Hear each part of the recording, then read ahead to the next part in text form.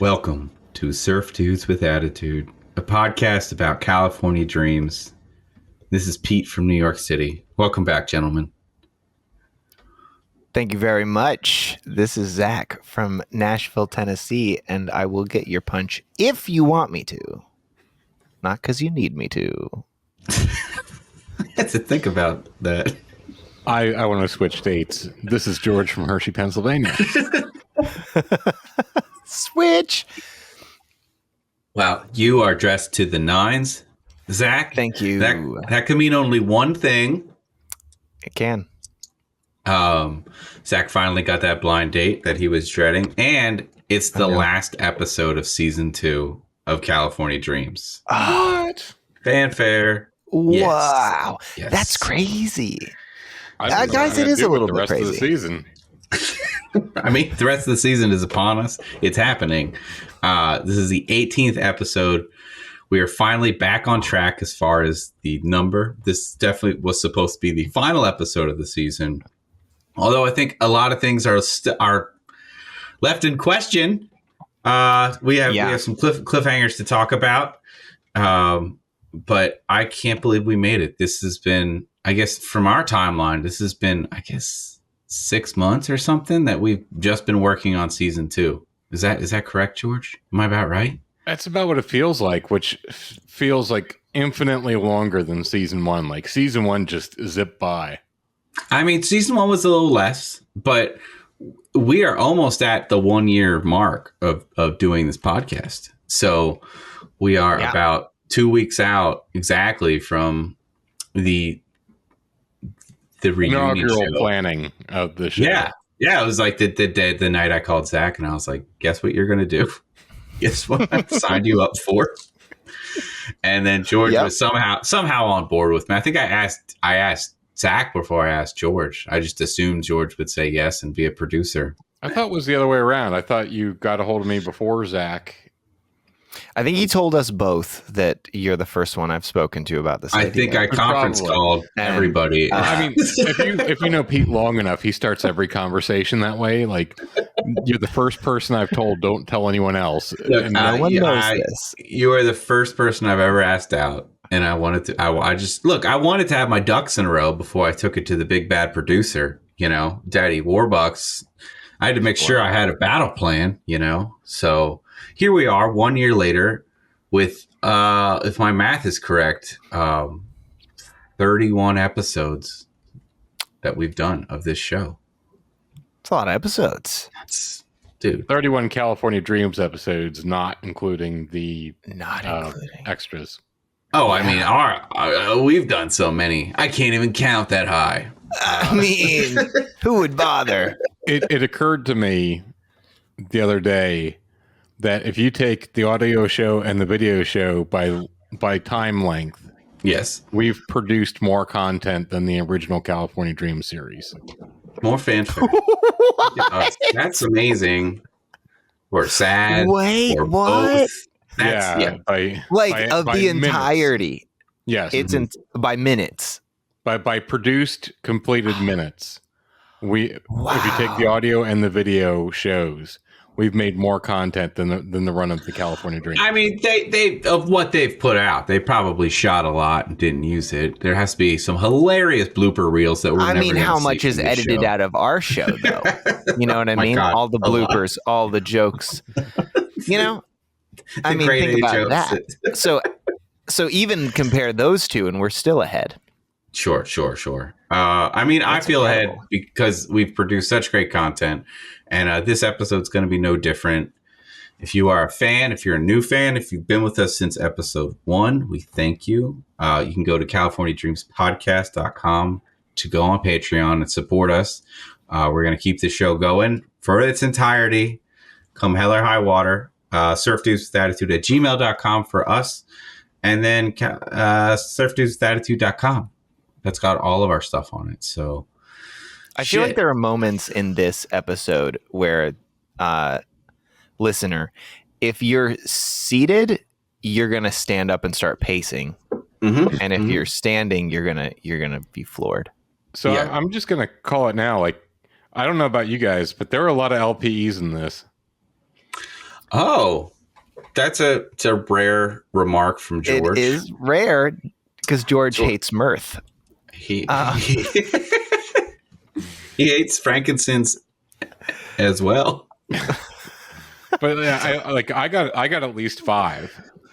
5. 5. I didn't count, but there definitely were a few. Mhm. It probably was. Yeah, considering we average about like 1/2 per episode of like actual laughter, like every that's other me. episode. I'd say you have a good 2 to 3 on average. You think so? I do. You're I pretty do. generous. Yeah, I am pretty generous.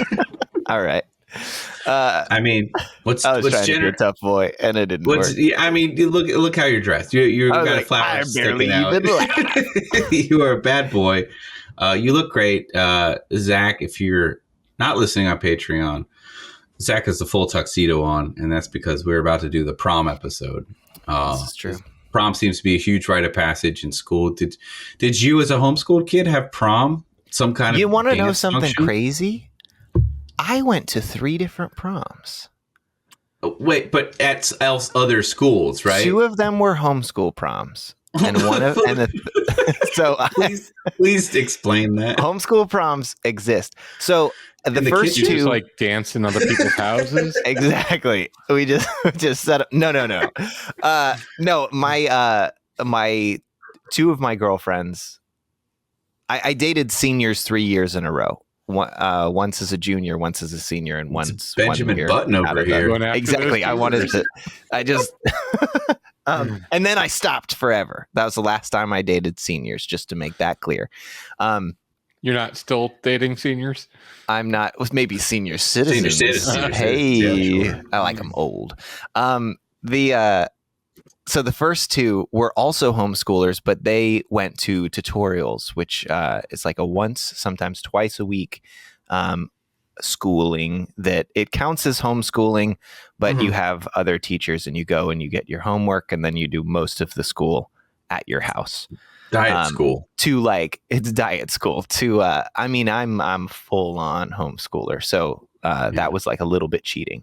But for parents that want to do homeschooling but might not have the time or might have jobs, that might work out. So 2 of them had these homeschool tutorials that put these proms on. One was at a church. That was pretty rock and roll. Mhm. And then we kept getting in trouble for PDA. And then Palm Pilots. Yeah. exactly. And then the second one was at like a it was an event space and there was a pool. That's what I recall. The YMCA. I think it was like a Okay. rec center. Yeah, I think it was like a rec center, but it was an outside pool, and a bunch of us ended up swimming in our prom clothes. It was a classic. I tell you, it was classic. You're such But there was like a sluts. dozen people. So for clarification, what constitutes as PDA in a church? Is that looking at someone below their shoulders, or was it like warranted? Can only come No. so much, George. It was no, we were like holding hands and like dancing too close, I guess. It was very innocent. Uh-huh. But it was apparently terrible. Yeah.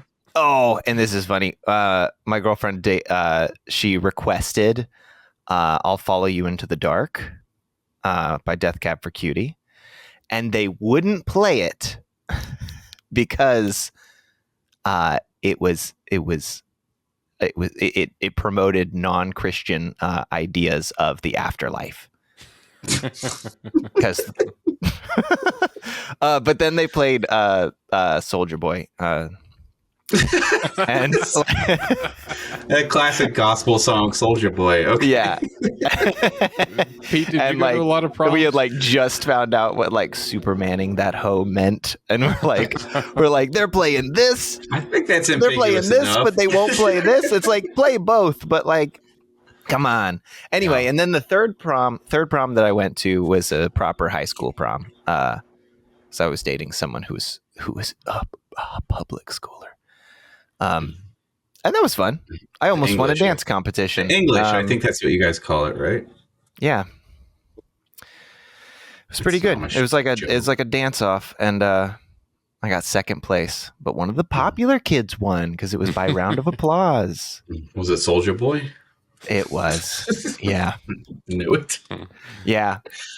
It was pretty good. It was, you know what? It was kind of like that scene in It's a Wonderful Life when they're dancing and they're like, hey, everybody, Who remembers any other scene other than the they're money watching scene us. at the end? And he's like, what are you talking about? You know, he's like waggling. They're dancing at their prom. And everybody's like watching them because they're so good. But Okay, because they're so good. It's because the pool's question opening up and they're about to fall into the pool. And everybody's like, whoa, whoa, whoa, whoa. And he thinks they're cheering. It's like, well, keep going. Zach has no idea what happens at a prom. So he answered my question fully and accurately. I watched It's a Wonderful Sorry that Life was so for long. the first time last Christmas, and I only remember the money scene. Yeah, that's all everybody remembers is the money scene. The very end money scene? Or the suicide scene. Yeah, that's it. Oh, yeah. Anyway, so we're gonna jump into it. Zach looks the part. We're gonna talk about Do you think prom. you're gonna have to edit a lot of that out? Because that was a pretty long prom story. I apologize. I mean, no, I will keep it in word for word. We need this to go on the record, okay? I feel like I've told this prom story before. I don't think so. Have I not? Have I not I don't said think so. that We might have talked about a dance, but I've never heard that story. I would have remembered a Death Cab for Cutie Soldier Boy mashup story. Yeah, that was pretty. Yeah, that was a good story. Mm-hmm. So, for the last time, Zach, are you ready? Let's do it. All right. So, last episode of season 2, we made it. Even if the cast didn't want us to get there, we are barreling on. This is called Indecent Proposal, and it came out February 5th, 1994. We are in 1994, baby. There's a lot that happens well in into episode. A Clinton administration. I feel like this episode might be long. There's a lot that goes on to this. I know you got a hard cut out, but there's a lot that happens, and I wrote more notes than I tend to. Yeah. I probably more than I needed to. So I'll try to skim. I think even one line is more than we need to for a show like this, but that's fair. We are dedicated. Look how you're dressed. I got the California Dream shirt on. It looks fantastic. For the first time, I was saving it for a special occasion, and I think this definitely counts. Another special occasion is we start this in the hallway, and look who's fucking back, not just as a featured extra, but like fully in this episode. Mookie, that's right. freaking Mookie. I like Mookie the more that he's in it, and this episode makes me wish he was in the show more. Okay, I have a question, and it's going to sound brash, but is Mookie mentally handicapped? Did he fall on his bike and concuss himself enough that he is a complete mongoloid in this episode, right? Yeah, I think so. Yeah, I think he's something has happened. So this kind of happened with Kevin on The Office. Like that first season, he's he deals with numbers. He's actually kind of smart. He's just kind of like, weird. But as the show goes on, he gets stupider and stupider, and they just make him like a grown man child that can barely function and wipe his own ass. So that's where they made Mookie here. He looks even older than he did last season. If he was in last season, I can't remember. It's been so long, but he wasn't. No, is Mookie? Mookie might only be a season 2 edition. He's just a season 2 because he was Jake's nemesis from season. From episode 1 or 2. Okay, so he's of a normal IQ in that range. Then he comes in. I mean, he put flowers in his locker and he put the card in water. Like, there's some mental deficiency there, right? I think so. Yeah. Did you like that? Did you like the bit? I didn't understand his point in this, but I guess it served the B or C plot for Sam. Yeah, why is he delivering? Go to the prom. Sam has a delivery, or Tiffany does, of Tiffany has a delivery, yes, flowers and a card from someone. Why is Mookie the one who is delivering? Especially when we've seen such great flower delivery performances in the show already. Like, certainly. and specifically to Tiffany. Yeah. Oh, that's true. Maybe that guy was just get that guy back. He was maybe that. Oh, that would have been great. General Hospital or something. Yeah, maybe that guy was. He must have been booked, and they're like, "Who do we have here?" It's like, well, yeah. I mean, Mookie's on. We set. have this 40-year-old man over there that's been on a couple episodes inexplicably. Like, get him back, and then they just like we really like you.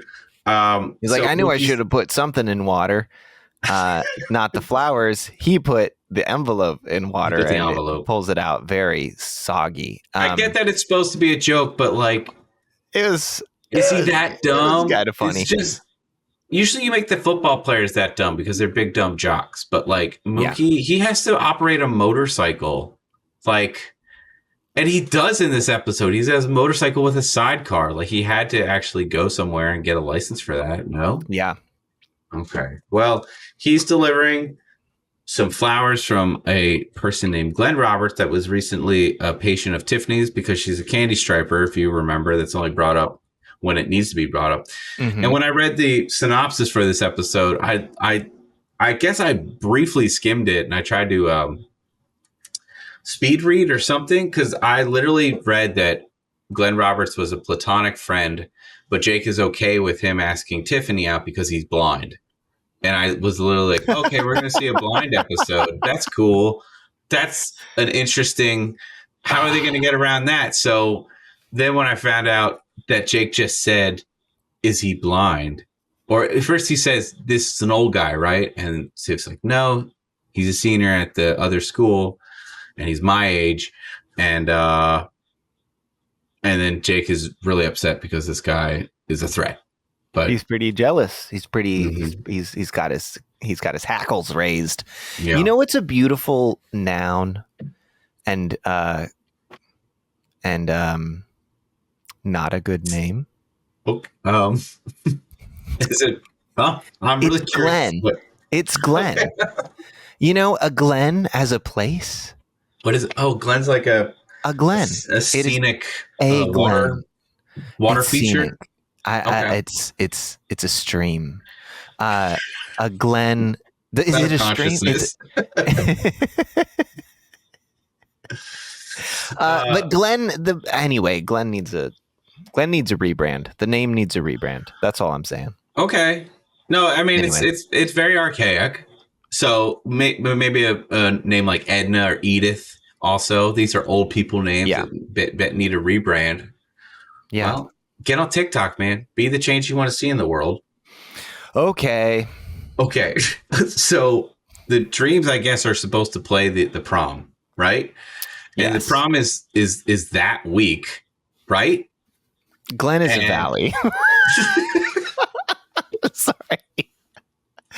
That sounds like a motivational poster for somebody named Glenn. A Glen is a valley.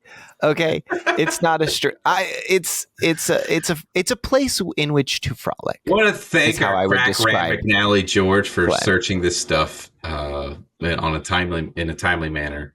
Thank you. So the dreams are supposed to play the prom in a few days, and then Sly comes in and he's like, guys, I got you a gig at the after party. And I wrote down like furiously, like, what? They're playing the entire prom and the after party. There's no fuck all way in hell they have enough material for that. But they're very just one song per gig. So it's just two songs. But then we find out that Sly has done the most Sly thing and taken their spot at the prom because they can't pay the band enough, but I guess they can pay Sly enough. I don't really know about that. So the band is just that seems like a lie that Sly told to get the gig. And go ahead. Well, and clearly this was for the plot of needing the band to be able to be at prom and have all of the goings-ons that happen. There it is. Because if they're on stage the whole time, it really thwarted, they're having trouble. Matt and Tony and Sam are all having trouble finding dates to the prom, and they're like, "Well, what does it even matter? We're playing the whole time." And then Sly's like, "Nope, you're not playing. Yeah. I'm playing, but you're playing the after party." Yes, it really thwarted Matt's excuse. He's like, "Well, why find a date if I'm just going to be on stage the whole time?" Which sort of makes sense, but everybody loves this band. They're like chanting them at a later part of the episode, how hard is it for them to find dates? Like Tony's good looking, Sam's like a stunner, Matt is Matt. I just don't understand why it's so hard for them. Matt is Matt, but the front man. Yeah, I guess they got to keep the California Dreams as people sort of relatable, and not be, it would be less interesting if they were just the most popular kids in school, period. Yeah. But they clearly are among the most popular kids at school. Like everybody knows them when they're at Sharky's. When they're at school, they sort of disappear. So they kind of have these two things going on where they can be this popular band.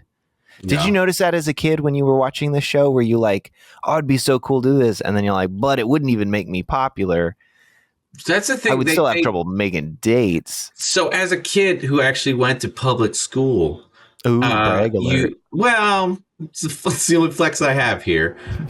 I never thought of them as when you think popular, you think of like preppy kids, and I was firmly into punk rock, and I was not allowed to write like preppy stuff. So like I saw the band as kind of like outcasts in their own right. Like they got along with people, but they were still awkward teenagers, so yes. I guess that's what this is trying to purport, is that they're nerdy musicians who have trouble finding dates, maybe because they're so wrapped up in their music, kind of like band nerds. But so that's going to give us the B plot basically of them trying to find dates this entire episode. Yeah. And speaking of Sam, I love it because I was just editing the podcast today of Save the Shark, and where Sam is just so mean to Matt, and it's kind of like this weird fetish kinky thing, and she's continuing to do it here. She's just like she's just mocking him because he can't find a girl. Until we find out she's in the same boat, it was still like Sam is treating her little pay pig, the way he deserves. So that's I like how much you enjoy it. I do. It's kind of hot. And anyway, so we're going to go to Sharky's. Everyone's lamenting that they don't have a date. And Jake is straight up said, like, while he should have a date because Tiffany wants to go to the prom, he's like, I don't fucking go. And he's just like classic guy in this. And spoiler alert, he never actually changes at all. Somehow he's made it into her fault that somebody came on to her. And so are we brushing past the casual racism? We're not brushing past. I'm just saying the overarching thing is that just what happens. Of course, Jake doesn't change. So anyway, he's going to meet this Glenn guy that wants to thank Tiffany for taking care of him during his tonsillitis, when he should really be thanking the fucking like doctor or whoever took his tonsils out. Right? Yeah, take him to prom. Take him or to prom. her. Doctors can be anybody. I mean, they're probably older unless it's a Doogie Howser situation. So, but before that, you're right. Sam is told, go over to Haji. He doesn't have a date for the prom. And I was wondering, I kind of want to ask George to look this up. Is this one of the Indian actors that thought Matt was in Bon Jovi from the first season? I just can't believe that they wouldn't at least look for somebody like that, So that was just so the joke is that he can only say yes. He can only say one thing, and I don't know. It's casual racism, but it was like I don't know. It was a fine joke for the 90s, Sam's an exchange student too. Like, I don't think she's... Yeah, it's always interesting when you like. Yeah, I noted that as well, where I was like, I don't know, how do I react differently when like the character themselves is not punching down in the same way, like they're both exchange students from foreign lands. Yes. Sorry, I said yes, like Haji. It's right there. Well, he said it so many times. He gave you a chance for it to rub off. I don't know. Nobody was making fun of him. It was just the idea that that he can't speak English. Like, I mean, classic. he can speak one thing very well. Okay, like That's true. his English is better than my Hindi. So, wait, George, are you saying that Hashi's not even credited in this episode? That's racist. Jesus Christ, Wow. guys, one job. Come on. Guest. Haji, the guest star. So we meet Glenn. He shows up, and there was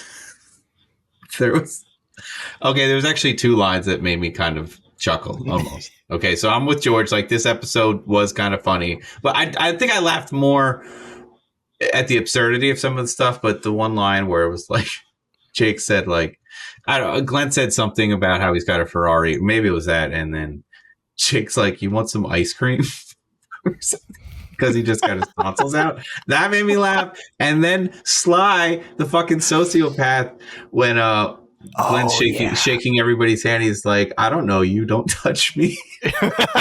I did laugh at that. That was good. He just delivered it so like what a psychopath would say. Like, Sly's like, "I got enough friends. Like, I don't need you." Then he finds out he's got a Ferrari, a babe magnet of a car. And then Tiffany's like, "Don't worry about Sly. He may seem like a jerk, but he really is." Yeah, that's not bad. That was pretty good too. That was a good back and forth. There was a good chunk of time. Mm-hmm. We were giggling. So as Sam is over with Haji, Glenn spells out this thing. Maybe he sees an opportunity. And this is where we get the title of this episode, Indecent Proposal. He basically says, "Hey, you don't want to go to prom. Your girlfriend wants to go to prom. I want to go and thank her. Let me take her."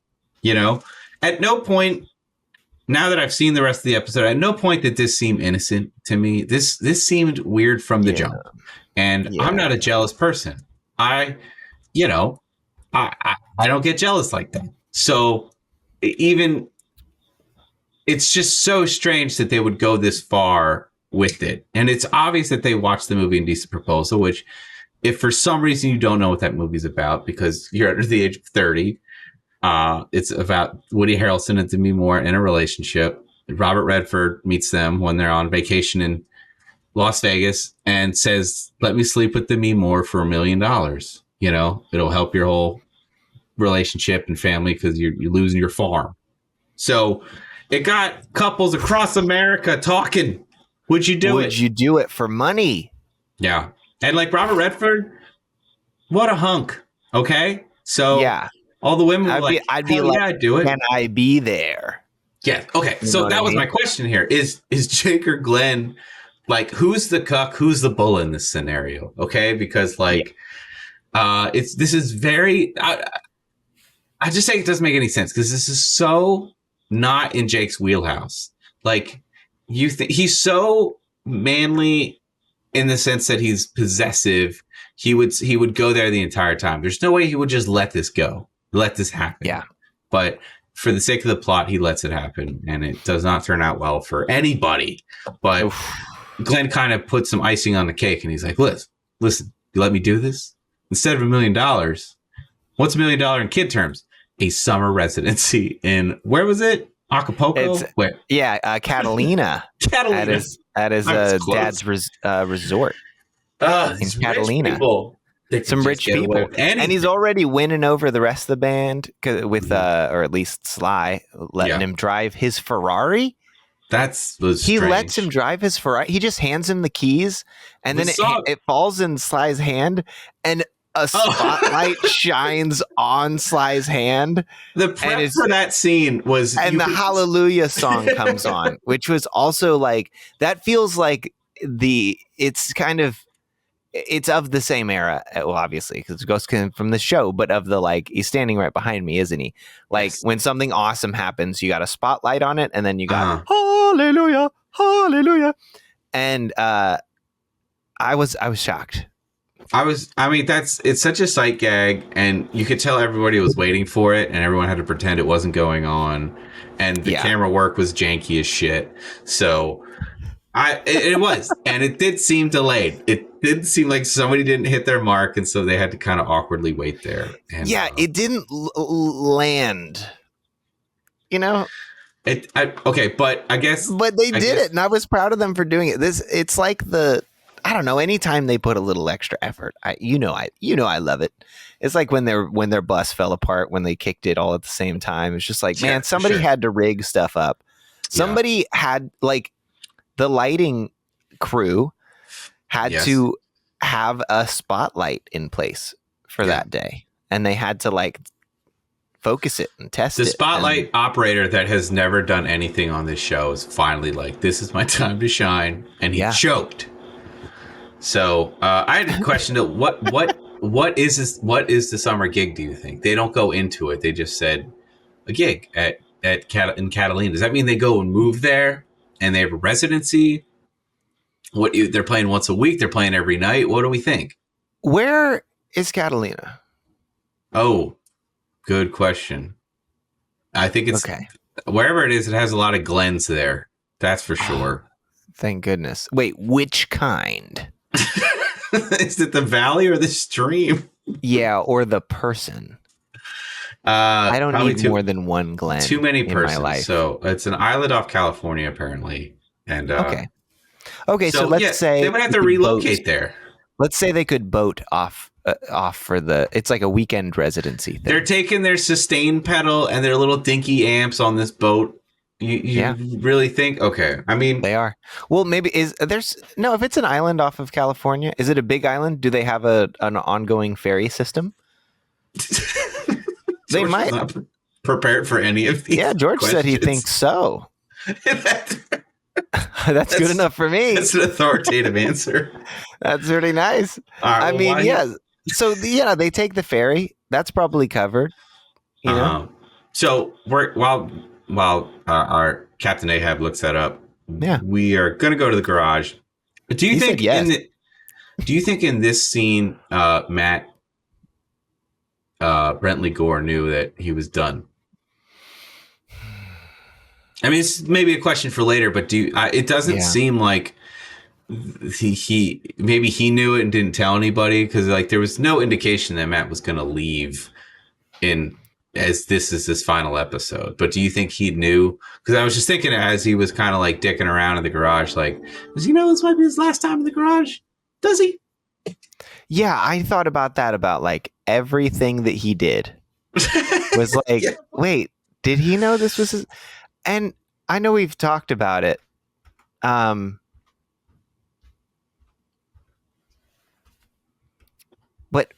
did he know? Was it did he get written off of the episode? He left. He left. He decided to leave. So that was something that's right. we wanted to ask him, although he's probably answered it 1,000 times. Like, he had his chance to come and kind of explain himself. So we're just gonna have to pontificate, and we will talk about it at the end of the episode as a final send off for Matt. I did notice another line here that was funny that Jake says to Tiff. They're thinking about taking this proposition. The whole band wants to do the Catalina. The band is already celebrating that they're going to Catalina. And basically, I forget the build up to this, but Tiff is like, isn't our love strong enough to survive one night? And that's literally the plot of Indecent Proposal, where it's like, get over it for one night. This will help us. It will help the whole band. It will save our farm. And I think we touched on it maybe in the last episode, but like, Indecent Proposal, it's about the most toxic, shitty couple that should not be together. Like, they're abusive towards each other. They like physically assault each other. They throw things at each other. And Robert Redford is actually a very nice guy, as opposed to like what Glenn turns out to be this episode. He's like an asshole. He's just some rich dick. Whoa. But spoiler alert. So, he's a liar. Does that make him an asshole? He's deceptive. Does that mean he's crummy? I mean, he's just because he deceives. I think he's just so in love. Can we really fault Glenn, the stream or the valley, for doing what he does? I don't think so. So we get a little bigger glimpse of Glenn as we're at Sharky's. Tiff and Jake are still not sure what to do. And then Glenn's driver, his butler, who looks like Alfred Pennyworth, comes in. That guy just walks into Sharky's. It's like the oldest person we've seen in Sharky's ever. The oldest person we've seen in this show. Yeah. Easily. He's into his 60s. Well into him, I would say. He's like wearing like a full-on suit and like a driver's cap. Yeah. And he gives her a dress, which also happens in Indecent Proposal. Gown and out. Wow, This is straight from the move. Have you not seen it? No, I have not seen it. Oh man, it's fucking bonkers. It's just is it good? It's not good. It should be witnessed, but it's definitely not good. Okay. Apparently, the guy who wrote it, it's based on a book, but like the entire book was about international espionage and like Middle Eastern dark money. And it was one small subplot about a rich guy asking a married couple if he could have sex with the wife for $1 million. And that's what they made the whole movie about. But it's technically based on this novel that has all this bullshit that you don't give a shit about. So it'd be like if they made it the Godfather movie, but the entire thing was just about the vagina surgery. Yeah, the menstrual cycle subplot. Yeah, that's a long portion of the book. And they could make a full feature length about it. So I noticed here that Tiff kissed Jake's nose. That's like maybe their thing. Maybe she didn't like to kiss the actor. And she was just like, I'm just kissing your nose. I don't know if you noticed that. And then Matt comes in and says he has a date. And then Tony busts out a prostitute joke and asks how much he paid for her. That's daring. Whoa, look out. Yeah. But is this where they find out it's a blind date? Maybe that's what the wires you got crossed about this episode. It's not that Glenn that's 100% was blind. what happened. It's that the date was blind. Exactly. That's not in question. That's definitely how I fucked it up. You're okay. But I guess Matt is like, yeah, she said yes as long as I find her friend a date. And like, you don't know what they're gonna look like, but they're really good looking. So I don't understand how these like nominally good looking people don't have dates to the prom. And do they go to that school, or they go to somebody else's prom before? But yeah, I don't know. They have to go to that school unless like they have a prom. No, it doesn't make any sense that they will go to a different school and not have a prom that night. Yeah, and they don't have dates somehow. So they go to the school, and we've never seen them before, and we'll never see them again. Well, there are a lot of people. How many kids went to your school? In my graduating class had about 200 in my graduating class, and so I think so I'd say like I think it was like between 600 and 800 of just like that might be more than what I'm remembering. So I'm going to say 600 in my high school. That's a lot of all the grades. So you definitely are going to have. Okay, that puts it into perspective a little bit because Sharky's holds maybe 100 people. If there's a whole lot of like, if the fourth wall that we are in is like in the center of Sharky's. Okay. And there's more seating behind or where we normally see. They would need way more waiters and busboys if that's the case. So seated, I would say, 100 people. Seated. We counted 25 at the very most. Seated 25, standing 100. Standing 100, sure. I've never seen them pack that place. That's too many extras to get. You're right. I'm trying to figure that if they're if between 25 and 100 people are the people who are seeing them, then they are a well-known band. But there are a lot of people that don't know them or don't go see them. Okay, this is back about the popularity about the members and stuff. That's true. I don't know. That's true. So they have still like if fan base. If a fifth of your school knows about you and loves what you do, that's pretty good. You might be the only band in school at that point too. Because you beat all the others in the battles of the bands. Yes. I mean, well, and Bradley and the Billionaires, I don't think they went to this school, you know? Yeah, fuck that guy. Fuck that guy. I'm glad we haven't seen him since. Yeah.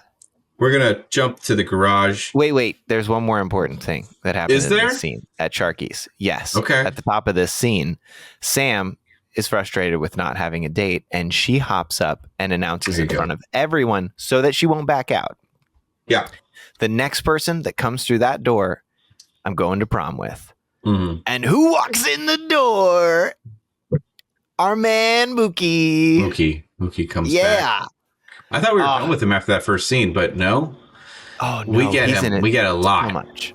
Oh, it's And great. So now he's going halfway to prom through. with Sam. He's going to, yeah. And you know what? I mean, if she just sometimes likes a honky dude, like, Mookie, I don't know about his face, but like, he seems like he's got a solid body. If you just want to get like kind of slammed. Right? Yeah. Right. I think I think if they had toned down how dumb he was. Yes. And made him just kind of like a doofus, like a dummy, but not like fucking like a wrench head or something, right? He's just, he's a gearhead. He's just into fucking fights. Like, I think you're describing Mookie from like the first time that we meet him. He's just a grease monkey. He's just a guy. He's just a grease monkey. And I think if they would have done that and had him a more reoccurring part of the cast, I think even somebody that Sam dated more often, I kind of like them as a couple. I kind of did. Here, folks. What? You are. Zach is Team Mook. That's what's going Team on. Mook. I don't know. I think Mook's kind of cool. I don't know. I mean, he's written as a complete. But that Sam doesn't care. She just wants like a hunky dude on her side, and that's cool. Exactly. And she doesn't want to like. She's also kind of a ditz, but that's like she owns it. Exactly. See, they're kind of good for each other. So in the garage, we see Jake handling a guitar, which is one of the few music parts of this episode. And I don't know what they're doing. They're doing some Foley guitar work because he's just kind of dicking around, and like it doesn't match up at all. And it's really. I listened back a few times because I was like, "Oh, it's adorable. They're trying," Yeah. So anyway, Sam comes out looking fucking banging. I love this outfit that Sam has on. It is so. I do 90s. too. Yeah, you should have dressed it's like fantastic. that. I wanted to. I want that dress. And honestly, when Tiff came out, it was a little like 16 Candles for me. It was so much build up, and then it was like this hideous dress. I tried to find. I tried to find if I could find the specific dress, like kind of like how that when Sly has the makeover and he's in like there were a couple of different suits that were very similar to that, including Brad Pitt had worn in a movie the year prior. So it was like, oh, this is like a popular suit for that year. And so I was like trying to find specifically hers, and I was like, so I just started with like Googling like 80s. It looks like a wedding gown. So it's like 80s wedding gown. And it was just like, all of them look like this. Like they just. Was that a thing? You're right. It's all look like that. Into the 90s. Yeah. Big shoulder pads. 90s. Big shoulder pads, Juliet sleeves, lots of lace. Lots of lace. Like I love it. I do love it, but it's absurd. It's absurd that people like took it, I guess, seriously. Mm-hmm. Like I, with no like sort of wink as like, this is an absurd thing to wear, Mm-hmm. I love it. I love that the 80s was just like we're gonna fuck with the shape of everything, and your silhouette is not gonna make sense. It's gonna fully trickle into the 90s too. Taken very seriously, and it's gonna trickle into the 90s for sure. Mm-hmm. And this is just, we're just accepting this. I love it. The big shoulder pads, the big puffy sleeves. Mm-hmm. Tiffany's dress or Sam's dress was better. Yeah, I mean, yeah, it's just so Sam, and the Tiff one. It was like it's just so obvious some dude brought it because it's like that's the dress his mom died in or something. Tiffany. Yeah, exactly. On her wedding night. It's a wedding dress. It is a wedding dress. And I mean, the best outfit of this scene goes to Mookie, though, who shows up on his sidecar in a full-on gorilla suit. Gorilla suit. I love it because he's like, go ahead, Zach, say it. What is what does he say? When you go to prom, you're supposed to wear a gorilla suit. A monkey suit. A monkey suit. Oh, fuck me. Oh, man. I even wrote down monkey suit. I also know that a monkey suit is slang for a suit. I fucked it up. You said gorilla. You said gorilla. I was setting you up.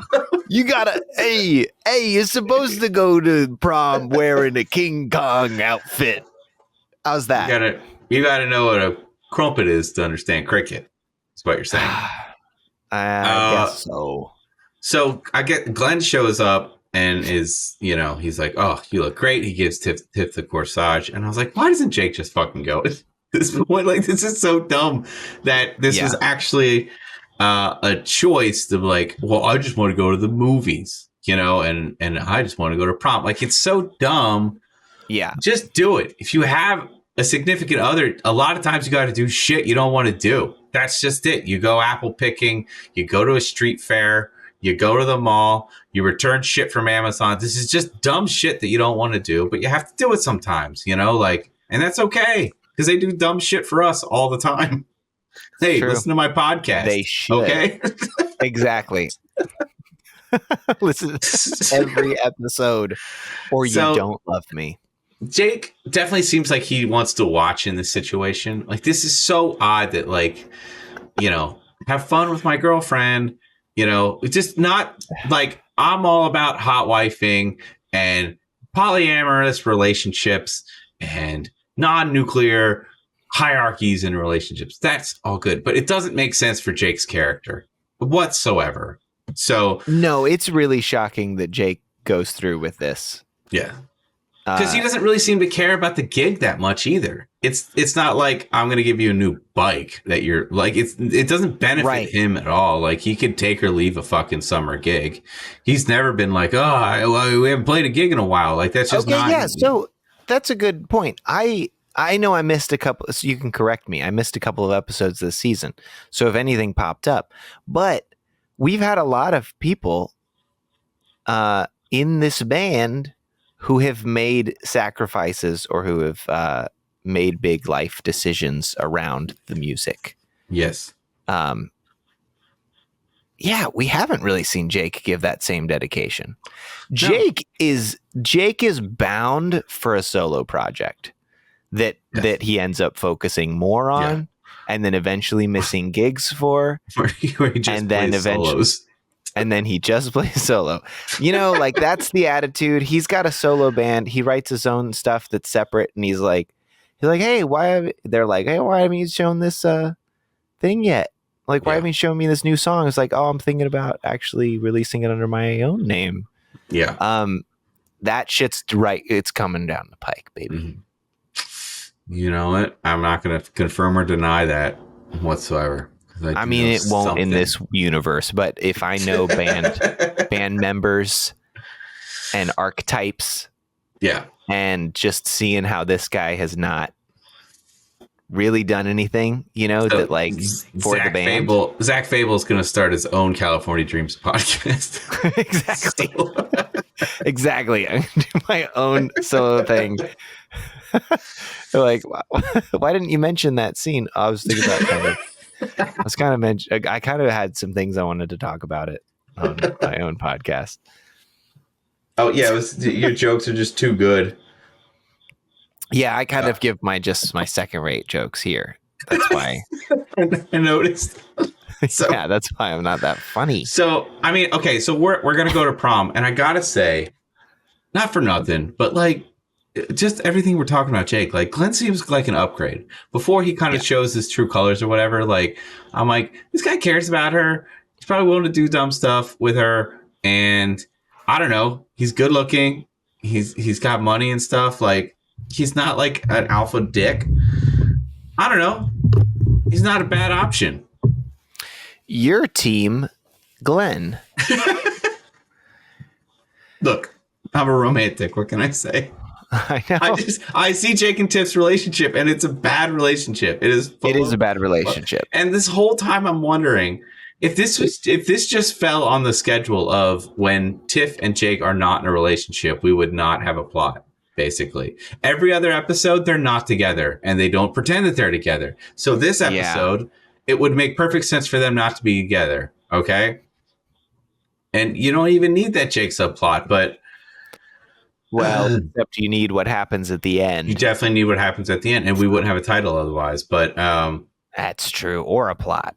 Yeah. So we see the boys show up with their dates. They are not dogs, as Tony has been worrying about. But we can tell that they're not super getting along great. You know, this is crazy. Also, I just want everybody to know. We're going to be at the prom for a long time now. This is the longest we've ever been in one location. That's true. It's like, I think almost 2 commercial breaks that we're there. So exactly. Like we go outside briefly and then we go inside and then we go outside again briefly. But it still takes place at prom, at school for like the whole third of this episode. Because I break my notes down into scenes and into locations. I appreciate that. I'm like, shit, I'm still at prom. Yeah. I'm still making notes at the same location. Okay. Anyway, but we strap should in. not. We're at prom. Yeah. But the biggest thing happened here as well. So, but first. Yeah, we got blow by blow. I mean, there's so much to hit, but I'm so excited about what's coming up. There's a lot of stuff. Jake finally shows up and he's like, I'm gonna be here. It was very obvious he had his jacket was zipped all the way up, and we just knew he had something underneath there, and he has his own gorilla suit under there, and he's wearing his leather jacket, the coat. And Matt is like, if things aren't really going well with Matt's date or Tony's date, but they're making it through, and they're not bad looking ladies. And he's like, I think Tiff went outside. Go look for her. And so first we see an almost outside shot. We see them kind of underneath the doorway, I'd say, but they're still in like a patio vestibule situation. Yeah. And this is where Glenn makes a move. You're focusing on this. You're going straight into this. There's so much side stuff happening. Okay, you want to go straight to this one. Tell me about the side stuff, because I don't want to blow my load right now. Well, I mean, Sly looks great as the DJ. Sly is DJing. He's wearing like a piano jacket.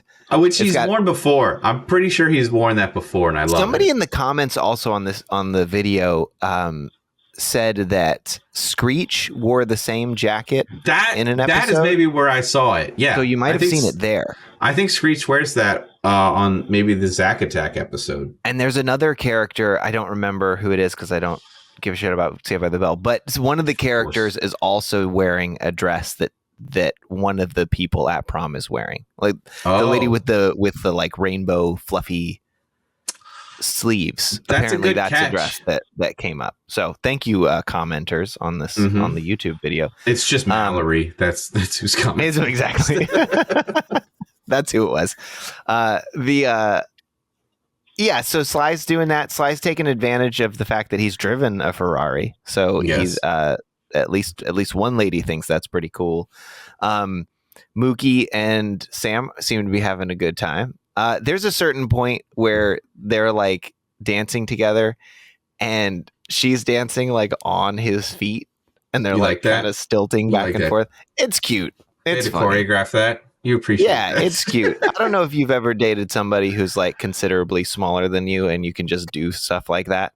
But it's fun. But I'm a tall. It's definitely actually happens. Most people are probably smaller than you because of how tall you are.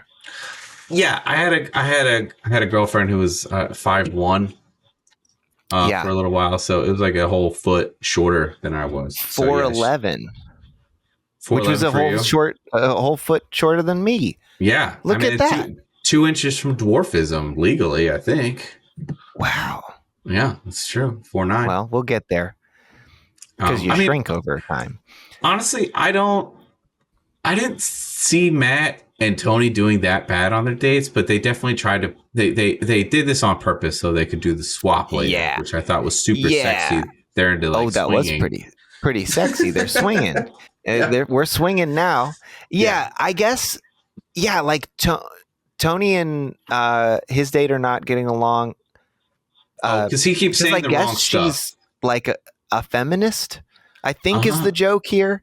Yeah. Because she's being kind of like offended that he's trying to be chivalrous and using pet names that she doesn't appreciate. Sure. And she's like, just because you're a man, you don't have to get my punch. Honestly, I read it different. When he was like, you want me to get you a drink? And she's like, no, I get my own drink. I read that as like, oh, this girl's really cool. Like, I was worried about this blind date, and she's actually really rad. And because she straight up said right away, she's like, oh, I was so worried this could have gone terribly as a blind date. Like, that's a very self-aware thing to say on a blind date.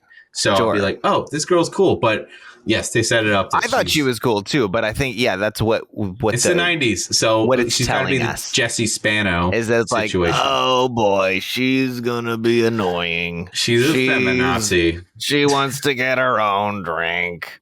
She doesn't like now being I can't called put baby. anything in it. Oh boy. And then Matt's not a very good dancer, and his date loves dancing. So that's which I guess that's very Tony, very Antoine. Yeah, so they all he's like, wait, you think what I'm thinking? And then all four of them at the same time yell, switch. Yeah. And then they swap dates. And it's like, oh, that makes sense. Yeah. And then because Matt is Tony goes with Matt, and then the two girls go together. About time, boys. That's the real switch we needed. Yeah, that's the switcheroo. Yeah. It's great. Okay. Now sorry, I just wanted to take our time with some of those scenes. I love that. I hate what happens between. I know you're trying to like not talk about it. I'm trying to like confront it. Yeah, we're getting there. All right, I'm ready. Which is unlike me. This is just a thing I'm learning in therapy. I'm proud of you. Oh, thank you. So we are out. We are almost outside. I was very excited that it was half outside, and we see Glenn kind of make his move. He was basically like, I should have my gallbladder removed so I could see you. And then Tiff just still does not get it. She's like, well, why'd you do that? He's like, well, because I like you. I'm in love with you. I'm in love with you. And she was like, I have a boyfriend. And he's like, do you though? If I had you, this wouldn't happen. Yeah, he doesn't take a moment to wait. He's like, I'm in love with you, and now I'm going to show it with my lips against yours. And he goes for it. He does, and she doesn't push him away. No, they linger. It seems reciprocal. Like, yeah, it is not a 90-10. He goes the full way, but she's not disgusted. They're locking lips long enough for Jake to walk up. What? And see them. Oh, and then his face. Oh, and then he turns around and leaves. Yeah, of and course. Then she pushes him away. Yeah, which is so it's a long enough. It's a long enough lock for that. Mm-hmm. And she's like, I can't do that. That was wrong. Yeah. And she's like, well, baby, I'm the best. I'm rich. I'm rich. I've got excellent bedside manners. It's like, wait, you lied to me this whole time? I thought we were friends. It's like, I'm in love with you. Okay, it's okay to lie because of emotions. I mean, okay, so I'm not condoning what Glenn did. We all have peaks and valleys in our life. Okay, I'm just saying, if you were to categorize this differently, Jake is a jerk. Like, outside looking in, think of this as a rom-com. Yeah. Jake doesn't deserve Tiffany. They're constantly fighting. It's a toxic relationship. He doesn't even want to take her to prom, something she desperately wants to do. And then he finally relents. Is like, fine, go, whatever. Are they juniors or are they seniors? They won't tell us specifically because they don't know how popular the show is going to be. It's 90210 territory. So it's they're 16, 17, they're at least juniors. Okay. If not September kids for seniors. So I'm going to say juniors. So yeah, she doesn't have a lot of these left. And he won't take her. And he finally just shows up. Or she could just keep dating seniors, and then she could have a whole lot left. Then she's a Zach, yeah. But I don't know. Just ideas. I don't know. So he does not show up because he loves her, or he realizes, oh, I should just do this for her. He shows up because he's jealous and he wants to keep an eye on her, kind of thing. So he got to see what he should have seen. So if you just frame this differently, and this guy's like, look, I didn't plan for this to happen. I fell in love with you. Why would you go with me if you didn't feel something too? Like, he could just I'm not condoning it. I'm just saying, but like, rom-com, if you looked at this in a rom-com, he's kind of the hero. He shot his shot, and maybe it's not going to work out because of timing, but like, the second he started being like, well, I'm rich, and like they caked on that he was the villain, but I don't know. Right. But yeah, in a rom-com, different world, they would break up, and then she would choose Glenn. Yeah. And but that would much, be that. much. I mean, I don't know how much they were trying to mirror Indecent Proposal here, but it's a lot like that, except for when he's like, Robert Redford never turns into an asshole. There's the scene at the end specifically where he's a super nice guy the entire time, except he does like take their house basically because she rejects him. But it's different. It's a little more nuanced, but there's a scene at the end when he's like, he makes her believe that he didn't care about her, but it's very obvious that he's making this up, and he kind of gets his driver in on it, which, oh my God, his driver is a big part of that movie. That's why Glenn's driver is like that. Oh, I just put that together. But that's basically, totally, he's like, isn't that right? Farnsworth Bentley. Like, don't we always find girls to do this too? And he's like, oh, yes, sir. We always do. And then Demi Moore kisses him on the cheek, being like, thank you for like making this easier for me. I'm going to go. And then she goes back, and he literally has a picture of, he bought a picture of a hippopotamus for her. Like, that's literally the climax of Indecent Proposal. He goes to this art auction and buys this hippopotamus picture for her. I'm not making this. Okay. Well, that's pretty good. It's mirroring exactly what happens in the next scene. I just want to make sure I'm not missing anything. I think I wrote here I was like, Jake should go kiss Matt in retaliation. I think after this, so yeah. Oh, that's a great idea. When Glenn was like, "What are you talking about? That kiss was amazing," and I was like, "Was it amazing?" So, what are you talking about? Okay, and I'm sorry, I'm so excited for what's coming, and I don't want to skip over anything. So we go back to the dance floor, and Sam is like, somebody asked her how it's going, and she's like, actually, it's pretty good, because now she is going to get double teamed by Haji and Mookie. Yeah. She's like, am I the prettiest girl here? And then Mookie can only smile and nod, and Haji can only say yes. I'm like, that's a cute ending. I like that. It's pretty cute. Sam, yeah, so now she's got, good job, Sam. Yeah. And then Jake sees, and then Tiff is puts it together that Jake saw, and then Sly's like, oh no, Glenn didn't take away the gig, did he? And she's like, no. So, ergo, do they still have this gig? Did you? They still have this gig at the summer. That's something I would be like. I was like, hey, is the gig still on? That's all I care about. Absolutely. Be like, that is. So, I'm finally here. I'm really excited. The next scene is the first official outside shot of the entire series. This is it. There's no in between. This is not a dream episode. This is not a vestibule. This is not a patio. This is not a sunroom that we've only seen once. This is, we see a fucking full moon. They're on a boardwalk. So we now see that like the school and Sharky's is probably on the boardwalk. Okay, it's such a cool place to go. We did it. We summoned this. We put it on our vision board. We made this fucking happen. This took 31 Incredible. episodes to finally see a fully outside shot. How do you feel? I mean, you're Dude, riveted. You're I elated. wrote all caps outside moon. It happened. It's there's a very specific scene later in the series that I remember. I was like, okay, so they do go outside at one point, but I really thought we were going to get the entire 2 seasons with no outside shots. And so this took me by surprise. Yeah, they pulled it out. I mean, and I think it's pretty safe to say they did not shoot this outside.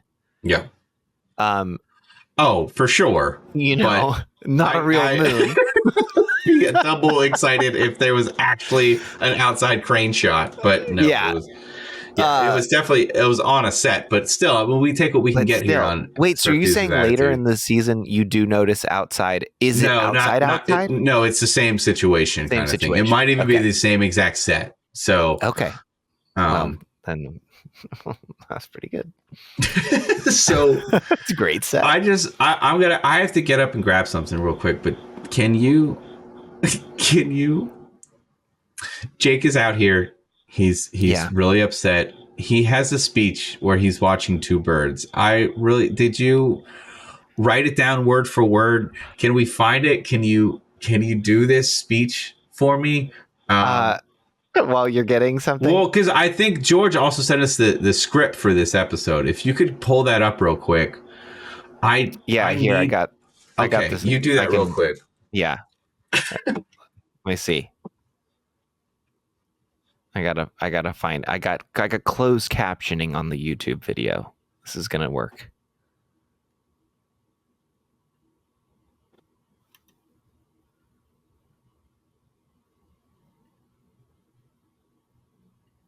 Huh. I just got to get to the right spot. It's worth it. Should have gone to prom for half the night. Birds? Yeah. I'm the one who messed up. You were right about Glenn the whole So they're admitting that they've messed up. They're both admitting that they both messed up. Sure. Tiffany's like, I should have gone. Yeah, I should have not gone. You know, I should have known better. And he's like, I should have gone to prom with you. You were right about Glenn the whole time. And then Jake says, "Wait, should I? Wait, you want me to be Tiffany?" Oh, sure. Where are we at? Oh, okay. Okay. Yeah. So. Wait, you got? Oh shit! You got the script. This is great. Okay. I believe you. Are you mad? Where are you? Tiffany, that's my line. Top one. I believe you. Are you mad?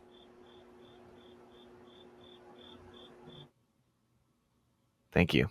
Found it. Go ahead again. Sorry.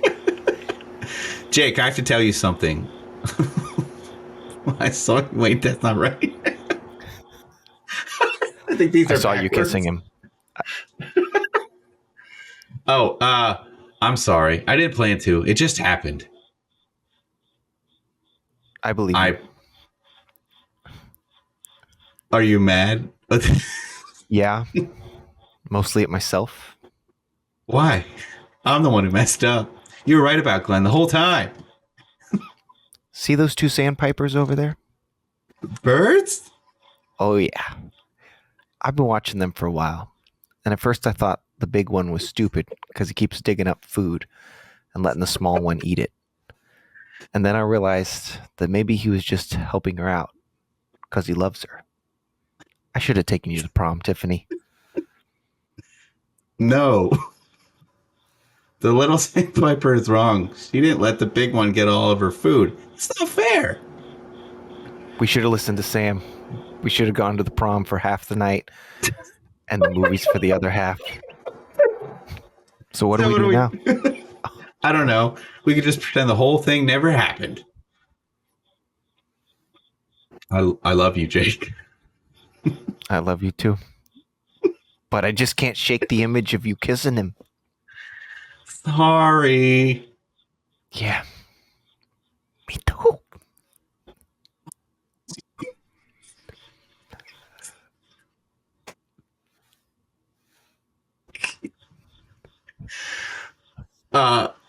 It's your line.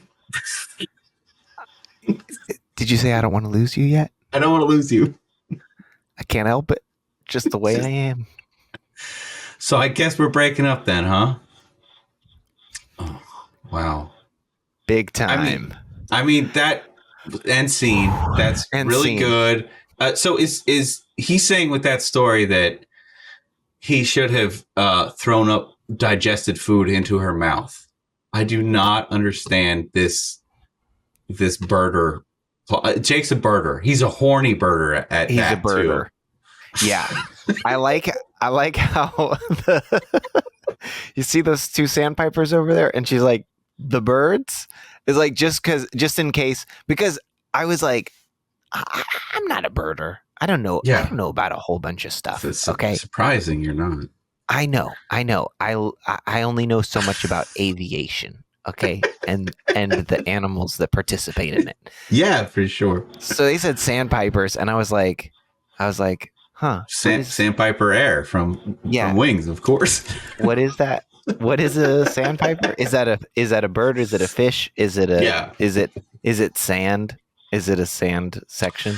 I mean, it's obviously I don't know. great. Anyway, so Tiffany being like the birds, I was like, thank you, Tiffany. Yes, the audience is this stupid. I am that stupid. I mean, but did not know. For me at 10 years old, I didn't know what sandpipers were either. But I just want to say I love your delivery of Jake. He had that like closed mouth thing, and he was trying really hard to be tough and vulnerable at the same time. Yeah. But like, he's gonna be a dick and break up with her. His retroactive jealousy is like out of control here. Yeah. I mean, honestly, she did not initiate this. She pushed him away.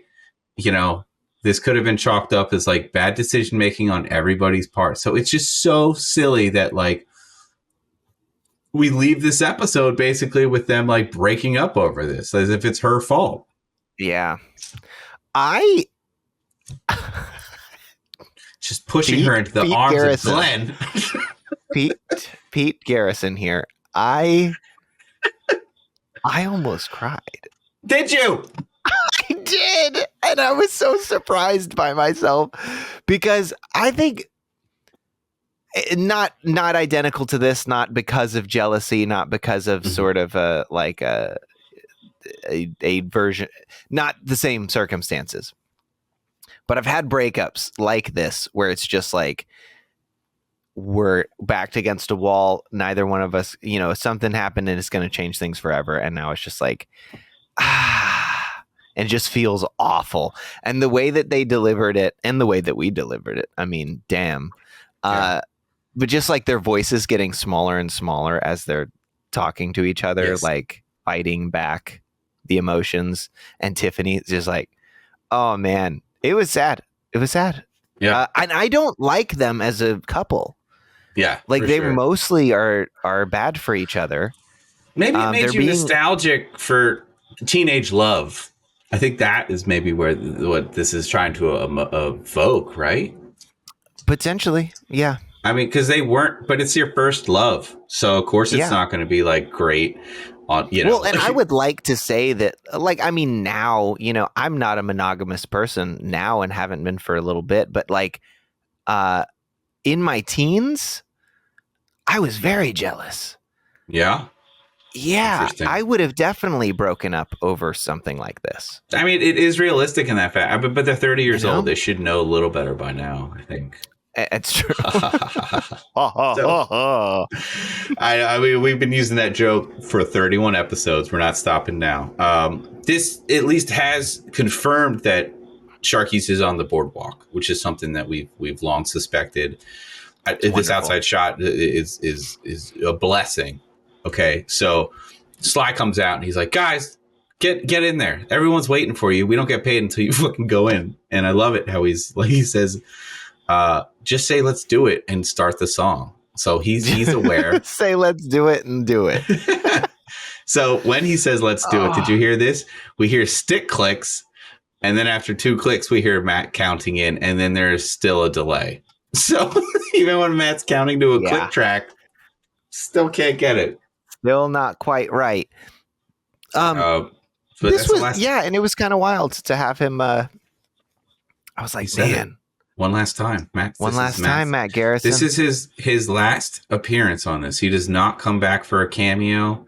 This is Matt Garrison's final goodbye. Sandpiper song, you could say. Yeah. And before we talk about that, let's talk about this song. I want to say, Tiff went up to the 11th fret. This is the highest I've ever seen her play. Whoa. She hits the 11th fret. She's not doing it on time, on beat, or in the right measure, but she goes up there, and I appreciate that. Tony is doing some background vocals. They're doing some crowd reaction shots here that are kind of intense, and Jake does the saddest solo of all time. And they cut away from a lot of it, but you do get the tail end of it, and he's just like, you know. Oh my God, Tiffany and Jake are so sad in this scene. They are so sad. Like, they are not putting on a face for their performance at all. They are just like dead on stage. Yep. Trying not to look at each other, trying not to look at anything. And she's in a wedding dress, tears. breaking up.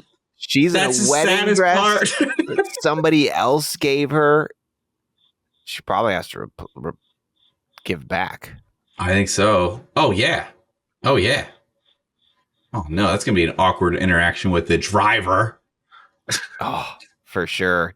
So, and then I just want to, like, there's not a lot of Jake in this. It's mainly Matt on the keys and stuff, but there's a little dinky, like, woo at the very end, and that's when Jake comes back in, and he does the saddest, like, bend and then stops, which I love, and I wrote it down and I watched it a couple times. It's his guitar weeping. Because he won't do it because he's too tough. And that's how it ends. It just ends on that song with them broken up. Yeah, and the song is "It's Hard Living Without You." Yeah. Sam sings it, and it's just a sad ballad. Why would you start a set with that for an after party to a prom? What a weird way to start a set at an after party. Also, yeah, like, hey guys, we got a lot of songs and we got a lot of ballads. Maybe not the breakup ballads. Yeah, at prom, you know, you cater the set for the event. Of all the shows that they're playing more than one song, it's this one, which is just bonkers to me. We're gonna open with this one. Whose idea was that? Oh my God! And if this had happened to me, and I had broken up with a band member, it would be like, hey guys, can we cut this from the? You know, like if we play these 3 songs, I will cry on stage, and I'd rather not do that. At Sharky's. We don't get paid unless you cry on stage, Zach. I know, that's why it's Fable. We don't even know who's running Sharky's at this point. It's a new developer, but it's not the guy. Is Tony still the GM? The 17-year-old GM of this place? I don't know. I don't know. They do some the crowd shots that happen. So it goes back and forth to the dates of Matt and Tony's a few times, and they're into it. So it's like, cool. The switch definitely worked. It worked. And they're loving it. They're drooling over their new hunky boys. Mm-hmm. And then it shows like a young couple just like kind of geeking out over it. They're happy. They're at prom. Freshmen. And then did you see the 2 like 30-something-year-old hot models? Yes. That's why they were just like the crowd reaction shots are like, what? I had to rewind it. I was like, who are they? I thought it was Glenn and some other girl, but it's not. Absolutely, they're like how I almost don't believe that they were trying to pass them off as high schoolers. But like they were wearing like the boutonnieres and like they were dressed up. Like, who is this faculty that are like chaperones? Yes. Yeah. Like, are these teachers? Mm-hmm. Like they look like hot 90s models.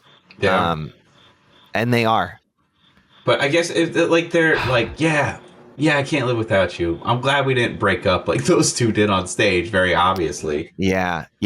This song's really affecting those two in particular. Okay, but do you think this song is is about Matt? Do you think this is Matt's breakup song? This is such a bummer. Matt doesn't get an official goodbye. Jenny got one, and here it is. Matt, who has like been the anchor of this show. Let's be honest. He has been there from day one. This show was pretty much about him. Other people came in, but he did what he had to do. He molded his character, and then he left because he wanted to be more about the music. And I gotta respect Bentley Gore as an actor for doing that. But like, it is such a bummer he doesn't get an official goodbye. And I think he just gets written off with a line and then start of the next season. So like, I am feeling bummed about that. Maybe the song's about that. It's probably not. But I wanted to do something. But it's fun to read into it. I think it could be about him because it is hard living without him. Yeah, I guess. So the last song. Hang on. I wanted to do something special. What is going on? Is there fire? Did you light a fire? Oh, it's a cake with sparklers.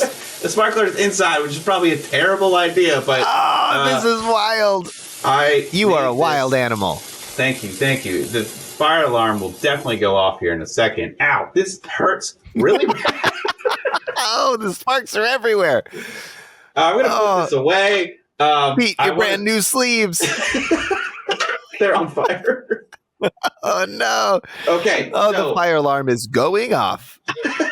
I can't blow it out. You can't blow it out. You tried to blow it out. That was great. I don't know where to put it. It's instinct. Okay. Put it in some water. I want to show you. I made this cake. I didn't make it. I bought it. Cake? But can you read it? It says "Bye, Matt." It says "Bye, Matt," and I want Matt to. It's so smoky. Where'd you go? I want Matt to know that I can't eat this. This has like magnesium all over it now. It's fine. I want Matt to know that we care about him. And yes. It's important that we remember that this was his last episode, even if the writers and the rest of the cast didn't. So yeah, this was a $20 cake that I spent money on. Oh my God, I should probably open a window. I'm sorry. That's fantastic. It's worth it.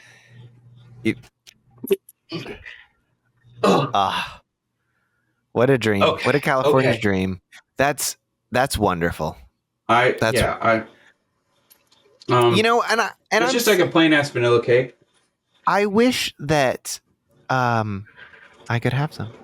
And also that that I think I'm curious about what's ahead. Yes. You kind of know what's ahead, but like, do I?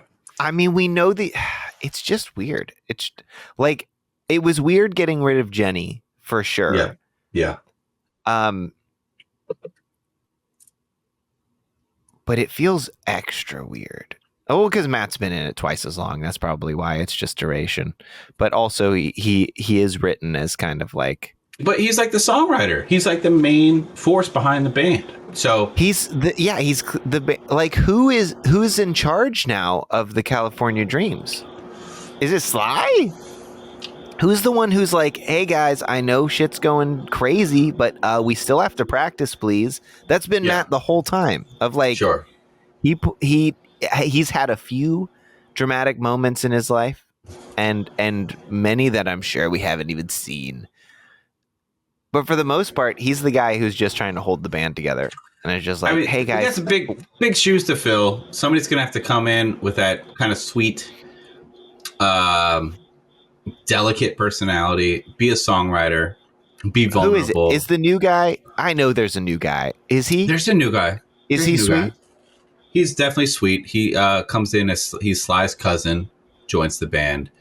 So he's the new band member. And then we get a new character that's a friend that lends her loft as a rehearsal space. That's as much as I remember.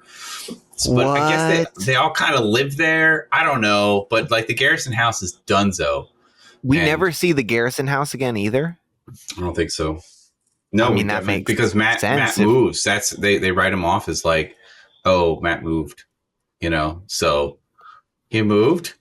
Like, huh. How? Dude. His parents are dead. How are you moving? That's a ballsy. Yeah. So anyway, that's the end of the episode. That's the end of the season. We made it. I'm a little too shook up to give any kind of awards.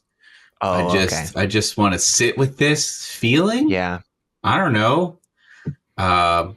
Maybe give out awards for the whole season. I don't know. I didn't really think it through. I got the cake. That was my job. I think that was great. And I'm just pawing at it now, and it's not bad. Like, if I'm just taking a fingerful at a time, I've been on a diet for the last 6 months since we started the season, and like, this is breaking fast, y'all. Yeah. George said, "Stop eating on camera." I can't. I'm celebrating here. Okay.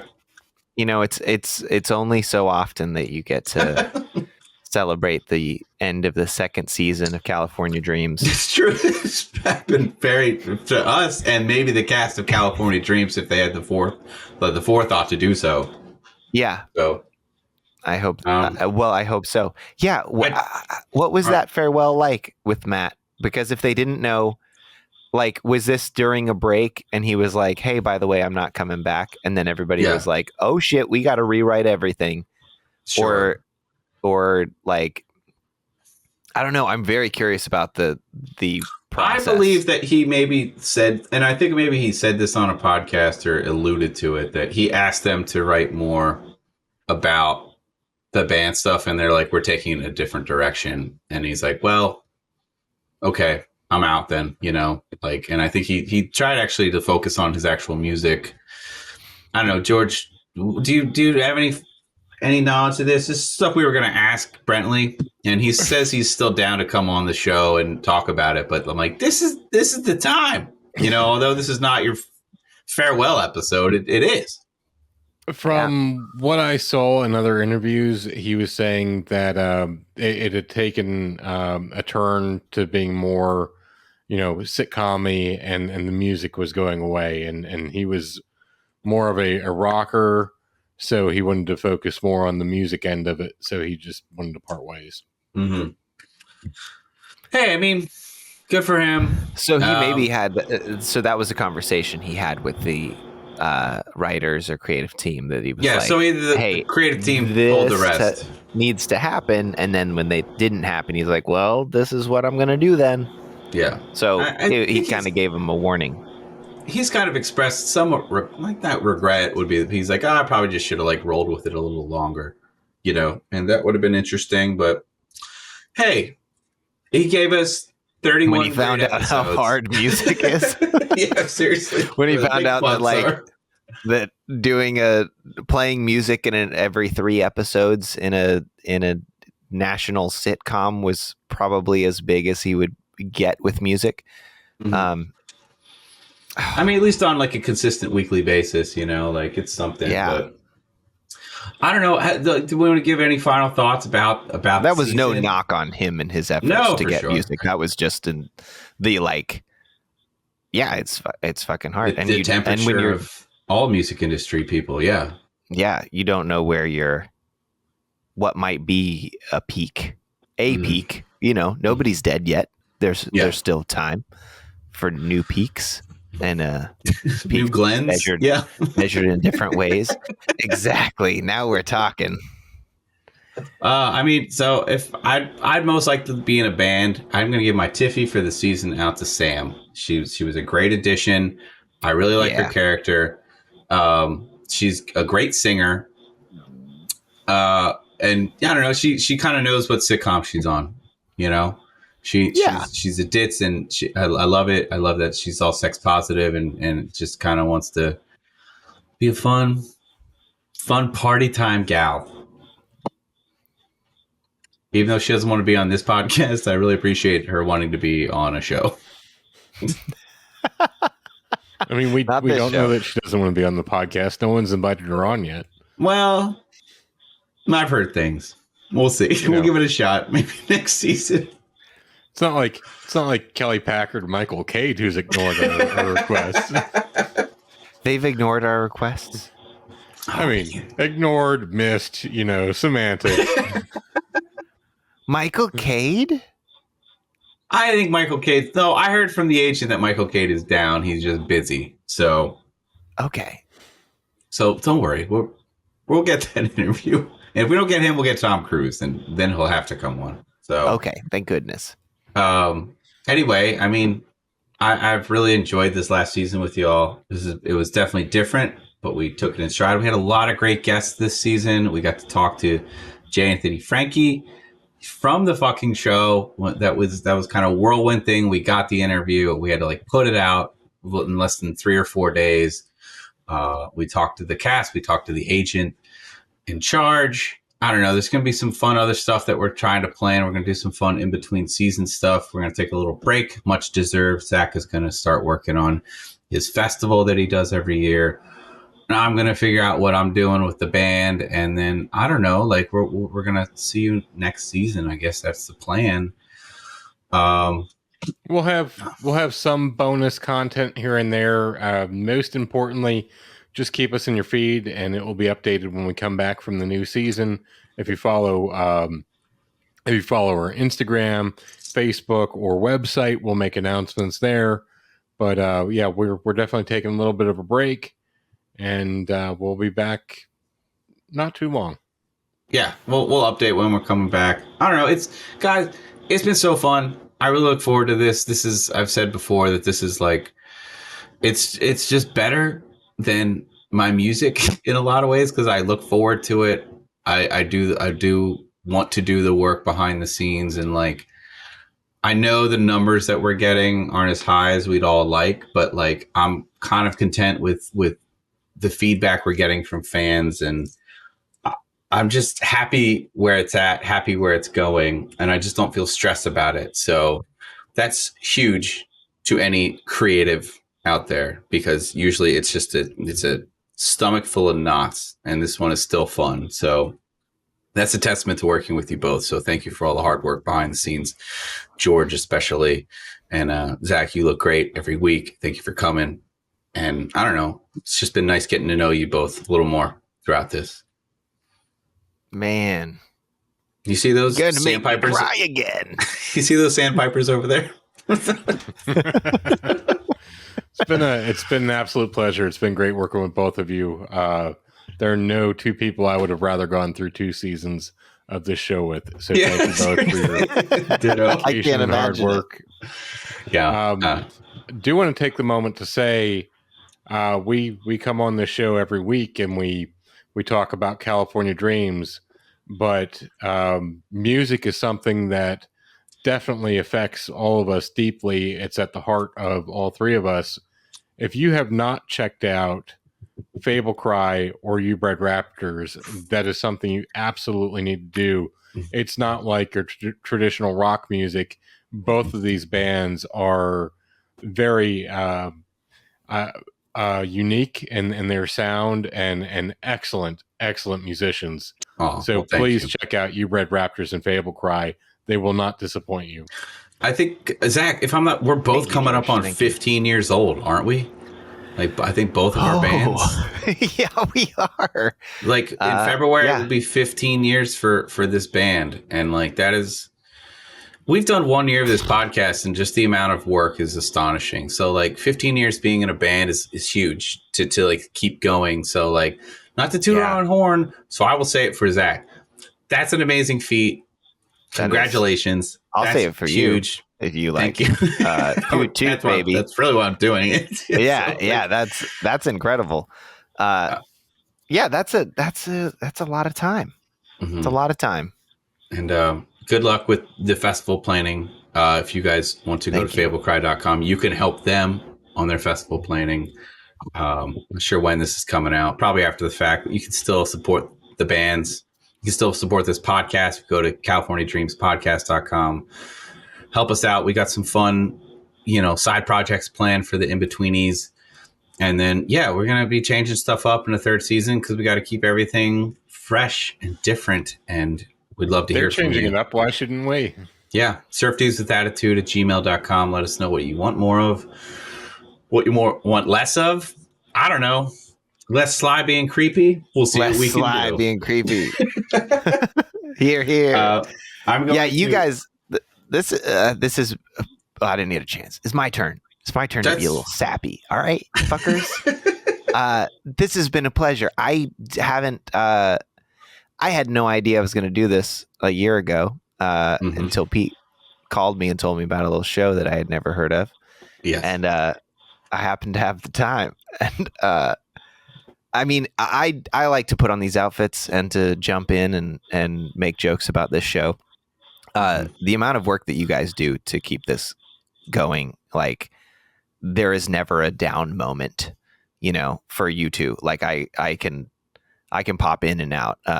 So you just got to give you guys your roses here with how much you put into it and editing the videos, editing. Oh, here you go. Here, take this. Take it. I'll hold it for you.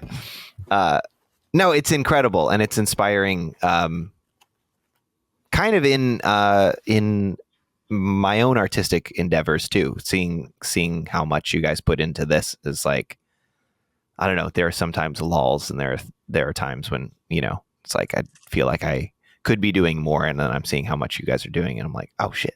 While also going on tour and upholding jobs and doing all of the things that you guys are doing, and George with your multiple podcasts, like it's wild and impressive. So I love you guys, and this has been really fun to explore these seasons. And yeah, we appreciate everybody, no matter how much they put in. We're all overworked and underpaid, so and to the listeners too. Thank you guys. Yeah. This is such a niche thing that everybody who is listening must really like it. Yeah, I mean, but share it with your friends, because if you want more of this, we need to go viral. Yeah. Definitely. It doesn't have to be niche. There's like 40 fans of this show worldwide. Like, we've already hit all of them. We need to hit another market. So let's get on it. Every season we got to be doubling our numbers. We definitely appreciate our patrons. Thank you so much for sticking with us all this time. And we look forward to coming up with more content for you shortly. Okay. Well, this has been 2 great seasons so far, and we can't wait to do the next 3. So until any of our bonus content, but also the people who just want to come back for this, we'll see you next season. Until then, this is Pete from New York City. Drive so carefully. Zach from the surfboard-shaped state. George from Hershey, Pennsylvania. Thanks, everyone. Bye, Matt. Bye, Matt.